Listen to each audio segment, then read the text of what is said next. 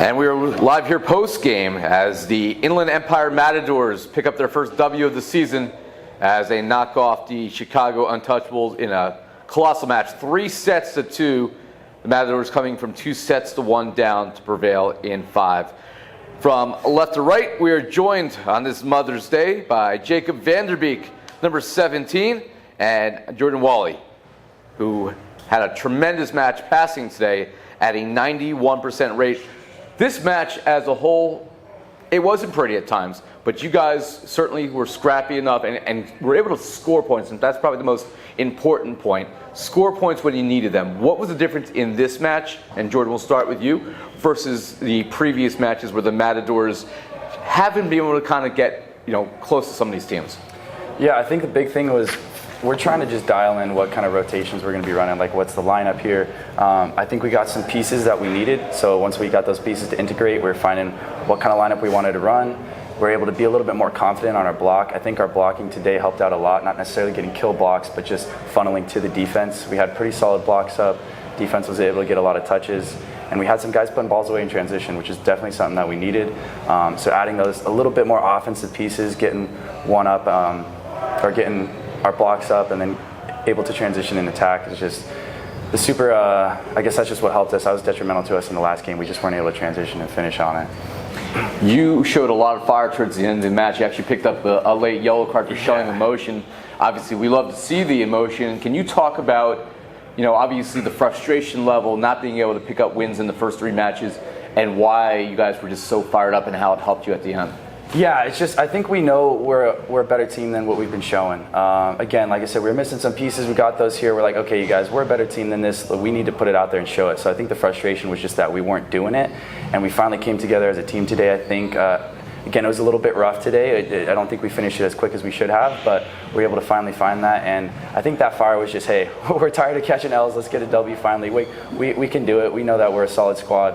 And I think today we just finally were able to put that together and perform in the end there. And I think the energy from the team, like you guys could definitely feel it from that we're like, okay, we're finally gelling together. So, Jacob, you guys split the first 2 sets, and it was a competitive match at that point.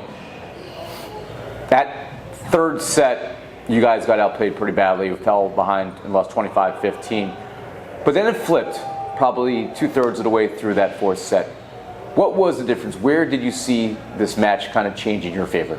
Honestly, I think that just like we knew we had a battle. Beatty on the outside is one of our biggest hitters, one of our biggest threats, and he was trying to bring that fire. We were in the huddle saying that like Victor wasn't here yesterday, our setter. He was like, we all have to bring energy because normally he's the one. He's feeling a little under the weather. So as a team, we just came in together, brought in energy, and then kept that going through the 5th set. Now, obviously, you were part of this club last year, did not make the playoffs. The changes that you guys need to make between last year's club and this year's, obviously players like Eric Beatty important to that process, but where have you seen the most important changes that you think will still help you guys moving forward this season?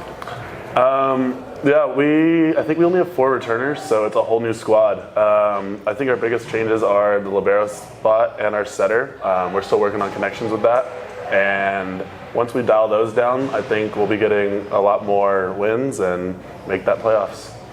Now, for you guys, there's a huge difference between 1-3 and 0-4. Coming into this match, knowing even this early in the season how much was at stake, how did that affect your focus and preparation coming back from your 3rd loss? I'll start with you, Jordan.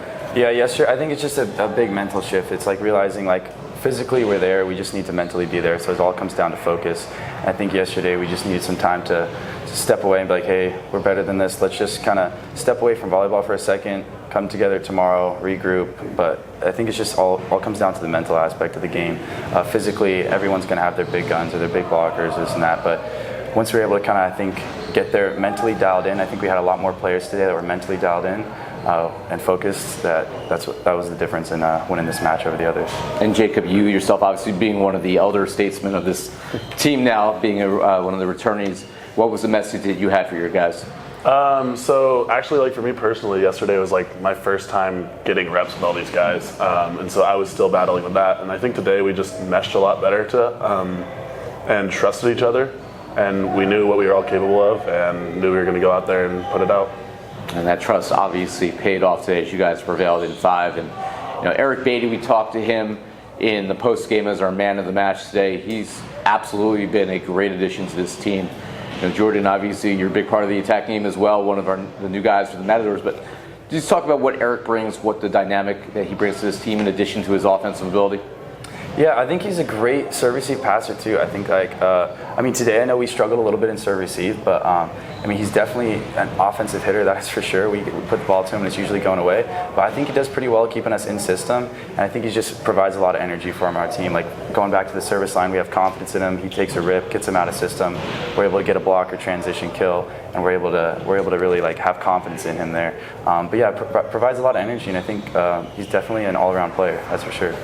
And last but not least, it is Mother's Day 2022. I want to give you guys, since you have the mic, a chance to send any messages out into the NBA universe you may want to have. Jacob, we'll start with you. Yeah, happy Mother's Day to all the mothers out there that have put in hours of travel time for all of us with club tournaments coming up, especially my mom. Love you, miss you, wish I could be there. Yeah, happy Mother's Day to my mom as well. Thank you for introducing me to the sport of volleyball. Happy Mother's Day to all the mothers out there who are able to support us through our journey here with our professional volleyball careers. You heard it from the victorious Inland Empire Matadors, the other Thor. I'm the original, but we've allowed him to adopt a name, Jacob Vanderbeek. And for the first time here, we've had a chance to speak to Jordan Wall. Congratulations, fellas, on a 3-2 victory here on Mother's Day 2022. Thank you. Much appreciated.